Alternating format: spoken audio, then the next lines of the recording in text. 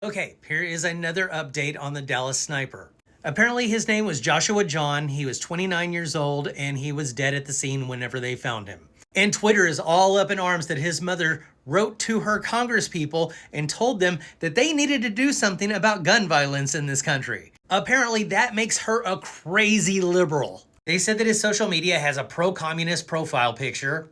Okay. Speaking of which, the entirety of right-wing Twitter is just having a field day with this. But they're having to walk a fine line here. Because as soon as we say something about, okay, yeah, that was bad, we need to do something about that. We need to do something about the guns in this country. They're just like, whoa, wait a minute here. And my favorite thing is the hand wringing and the pearl clutching that Democrats have blood on their hands. Now they expect us to believe that they suddenly care about these immigrants, that it wasn't right of him to shoot them. And here's the thing that the right-wingers never seem to understand.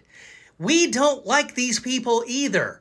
If they were too far to the left where they are taking up arms and shooting people, that is bad to us. But when one of your people shoots up things and does things that are wrong, you just say, wasn't ours. You just try and find a way to make your guy look like he's Antifa, which is not a thing. But this whole situation just kind of smells bad to me.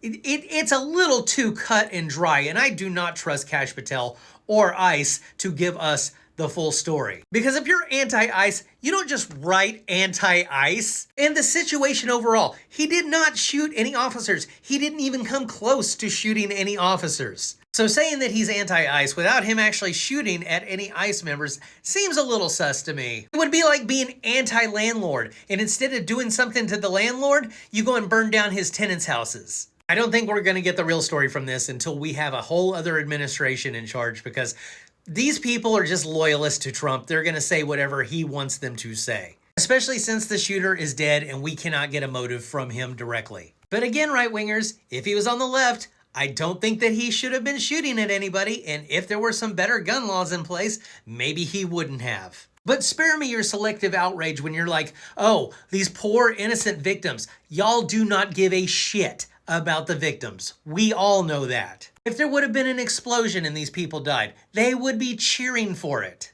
But if it's a left-wing shooter, oh, those poor immigrants. They were just trying to live a better life. I would just love it if we could take a year where we could have a place of our own, they have a place of their own, and then we could compare crime stats at the end of the year. We need to figure out something because the country's not working the way that it is. And if Joe Biden was in office, they would be blaming him for this. So this is failed Republican leadership, y'all. That's what it is. Yep, that's it.